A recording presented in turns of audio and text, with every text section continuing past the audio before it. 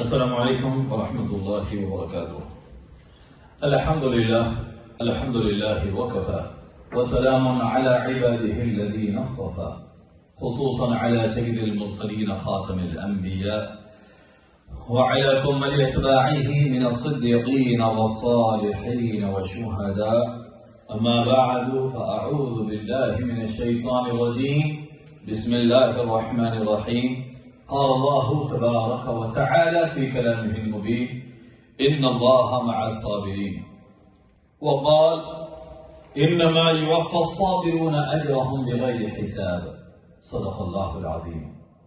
إن الله وملائكته يصلون على النبي يا أيها الذين آمنوا صلوا عليه وسلموا تسليما، اللهم صل على سيدنا شفيعنا حبيبنا مولانا محمد وعلى آل سيدنا محمد كلما ذكره الذاكرون وكلما غفل عن ذكره الغافلون۔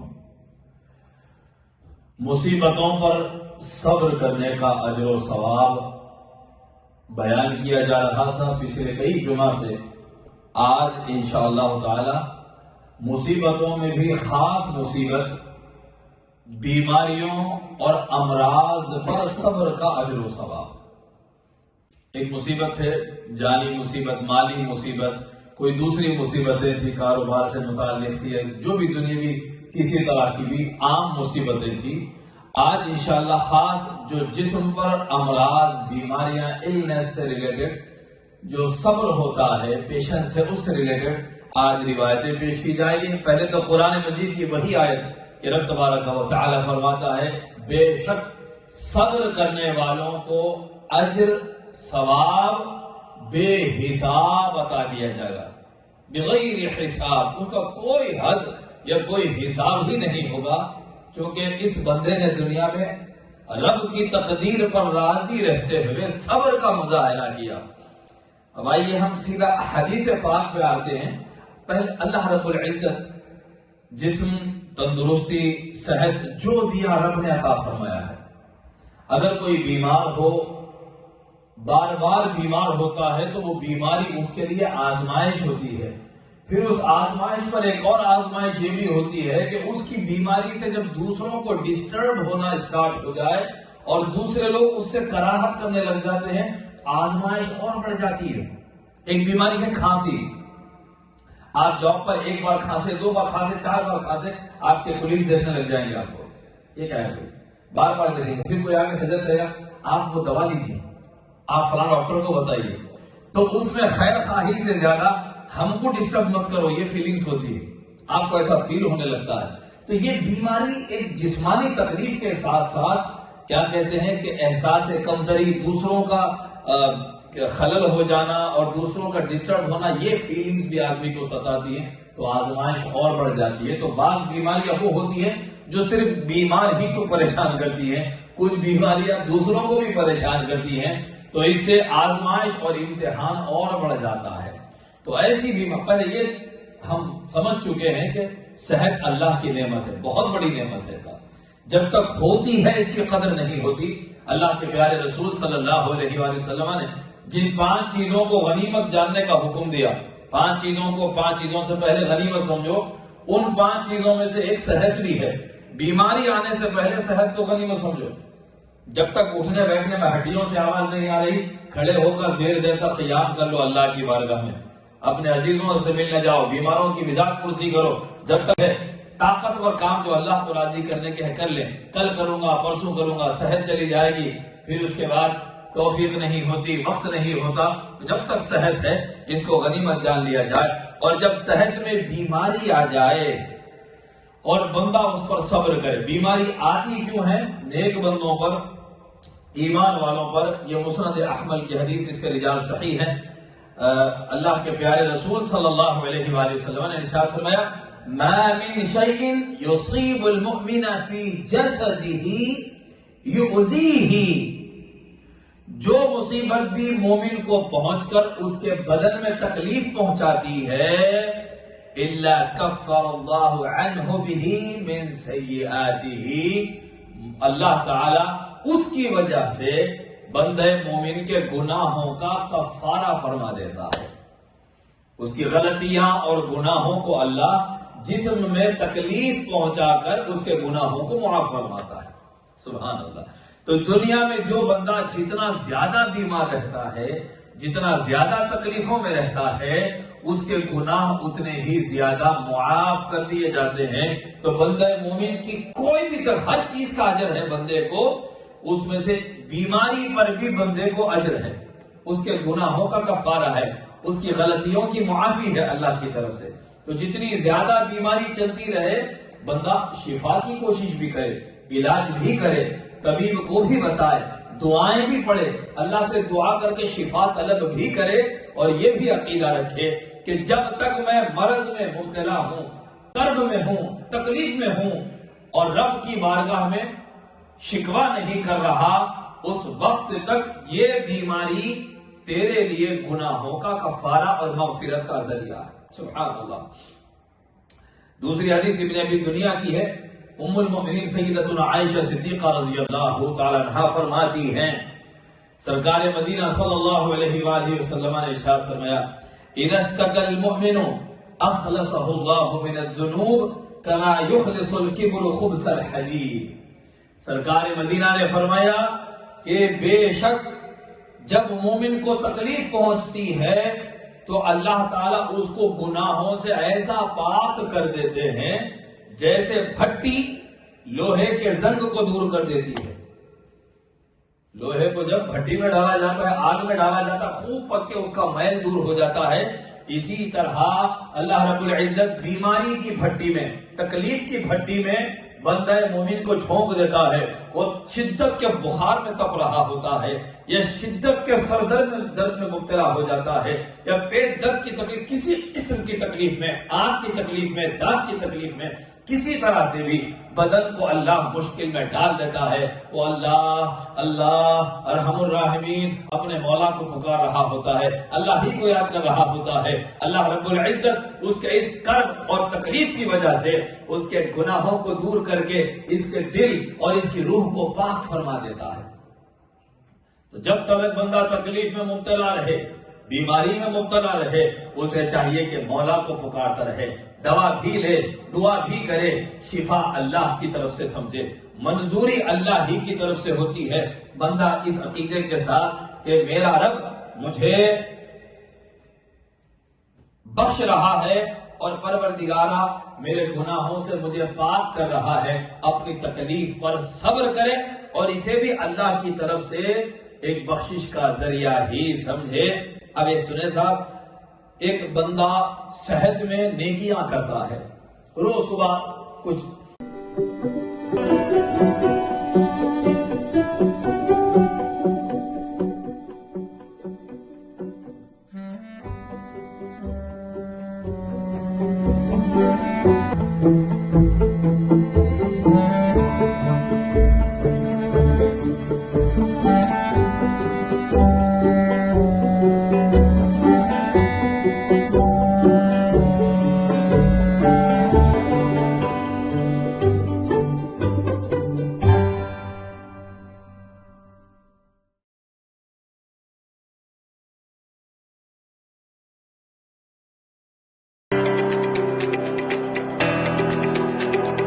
Help Sehan Vital Fusion, a 501c3, promoting sports, entertainment, health, arts and nutrition in the underserved youth of Pakistan.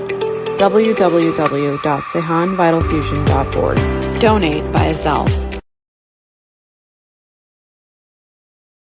جاتا ہے یا کوئی ایک ایسا کام کرتا ہے جو صحت میں پابندی کے ساتھ وہ کر رہا ہوتا ہے، بیماری آ گئی اور وہ نیکی نہ کر سکا، رات کو تہجد نہ پڑھ سکا، یا قرآن مجید کی تلاوت نہ کر سکا، یا اس نے کسی غریب کی امداد جو روزانہ کرتا تھا، کسی بڑھیا کی تکلیف داد رسی کے لیے روزانہ، بیوہ ہے، بیٹے نہیں ہے، اس کو روزانہ گروسری، اس کی ضرورت کا سامان لاتا، کسی بھی قسم کی نیکی جو بندہ کر رہا ہوتا ہے، مگر بیماری آ گئی یا وہ سفر پر چلا گیا اور وہ نیکی نہ کر سکا، تو اس بندے کے لیے سرکار مدینہ صلی اللہ علیہ وآلہ وسلم نے بخاری کی یہ حدیث فرمایا، اذا مرض العبد او سافر كتب له مثل ما كان يعمل مقيما صحيحا. کہ جب کوئی بندہ بیمار ہو جائے یا سفر پر چلا جائے تو اس کے لیے وہ نیکیاں لکھ دی جاتی ہیں جو وہ مقیم ہونے پر یا تندرستی میں وہ جو نیکیاں کرتا تھا، بیمار ہونے کے بعد وہ نیکی نہیں کر رہا ہے تب بھی اس کے لیے وہ نیکی لکھ دی جاتی ہے.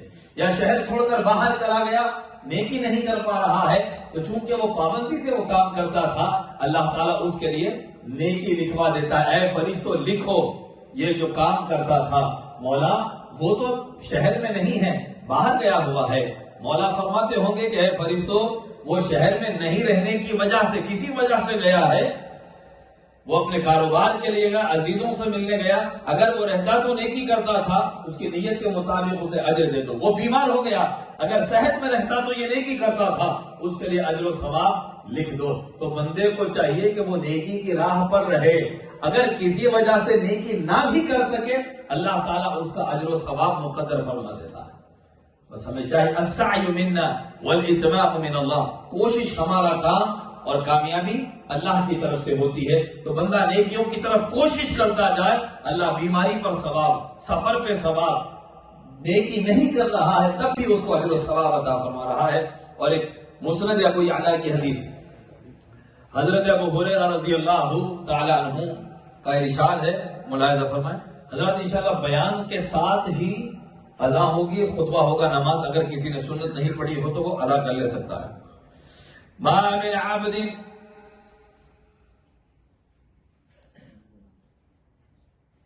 يعرض مرضا إلا أمر الله حافظه أن ما عمل من سيئة فلا يكتبها وما عمل من حسنة يكتبها 10 حسنات وأن يكتب له من العمل الصالح كما كان يعمل وهو صحيح وإن لم يعمل. حضور فرماتے ہیں جو شخص کسی بیماری میں مبتلا ہو جاتا ہے تو اللہ تعالیٰ کرامن کاتبین کو حکم فرماتے ہیں، 2 فرشتے جو مقرر ہوتے ہیں بندے کے ساتھ، ان دونوں فرشتوں سے اللہ فرماتا ہے کہ اے فرشتوں اگر اس سے کچھ غلطی ہو جائے، بیماری میں کوئی اس سے کیا کہتے ہیں نیکی کے خلاف کوئی کام ہو، اس کا گناہ نہ لکھنا، اس سے غلطی ہو تو غلطی نہ لکھو.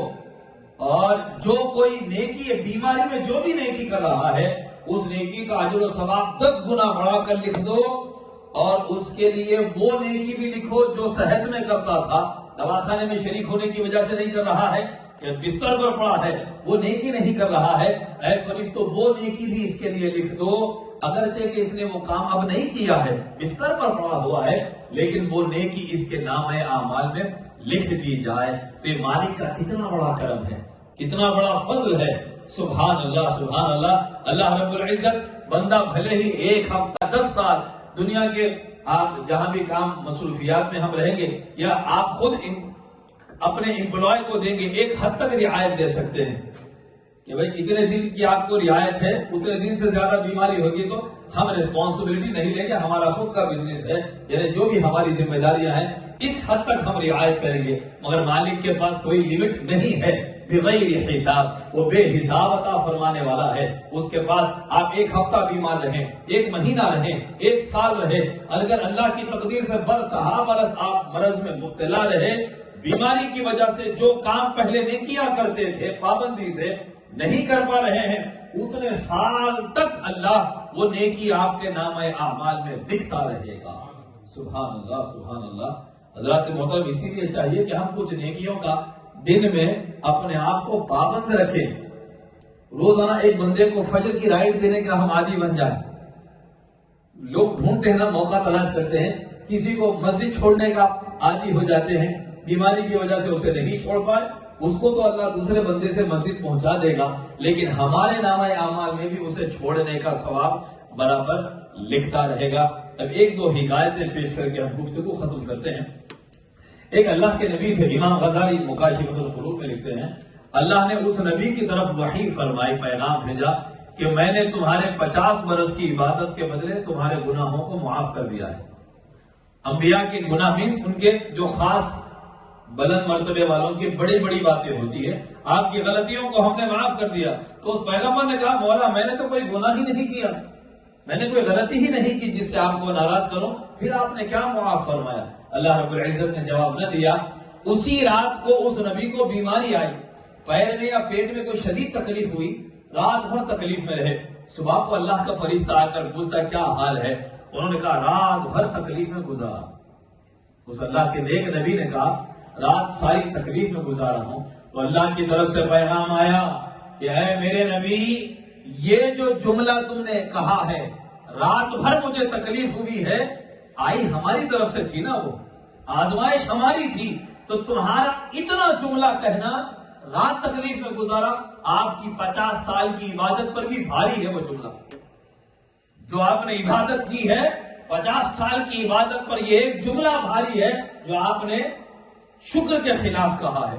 نبی صلی اللہ علیہ وسلم میں ناشکری تو نہیں کہوں گا, تکلیف کا اظہار کیا صرف, بلکہ یہ تکلیف پر صبر نہ کر کے فرشتے کے سامنے آپ نے جو اظہار کیا, تکلیف میں رہا رات بھر, یہ جملہ آپ کا 50 سال کی عبادت پر بھی بھاری ہے.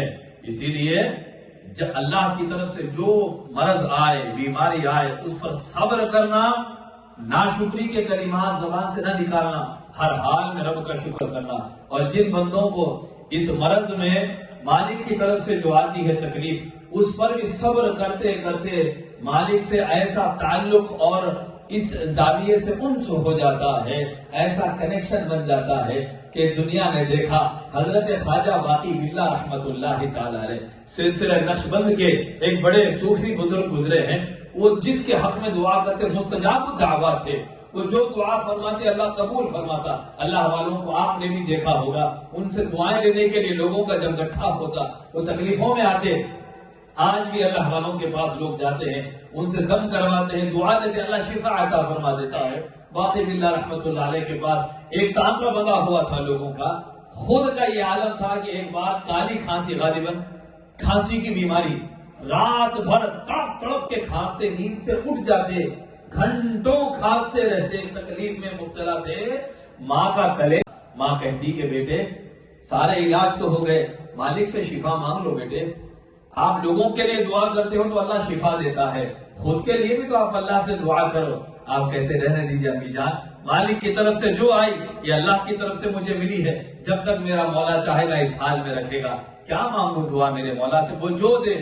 مارے جلائے دل میں جو آئے کرے خلیق, مارے جلائے دل میں جو آئے کرے خلیق, راضی ہیں ہم اسی پہ جو مرضی خدا کی ہے.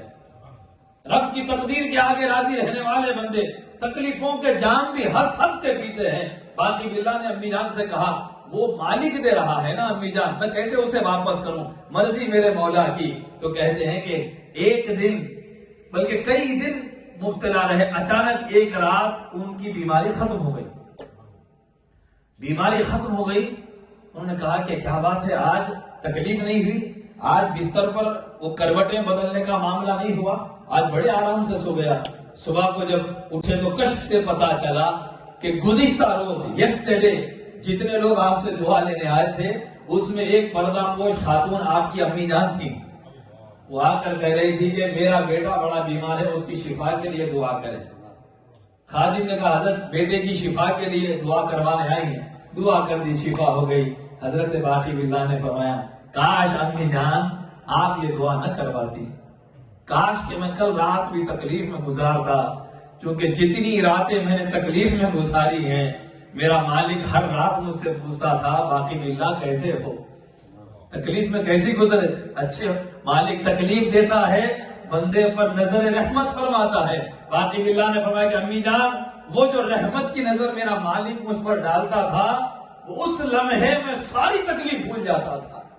مجھے اس تکلیف پر مولا کی نظر رحمت اتنی چاشنی مجھے ملتی کہ رات بھر کی تکلیف رفع ہو جاتی. لیکن کل رات مالک کی طرف سے مجھے پوچھا نہ گیا اور مجھے وہ لذت اور حلاوت نہ ملی. تو اللہ والوں کو تکلیفوں میں بھی مزہ ملتا ہے. اب کوئی خدا نہ یہ نہ پوچھے اللہ سے بات ہوتی, پیغمبر ہے کیا, نبی ہے کیا, اس کے لیے آپ مطالعہ کر کے آئیے.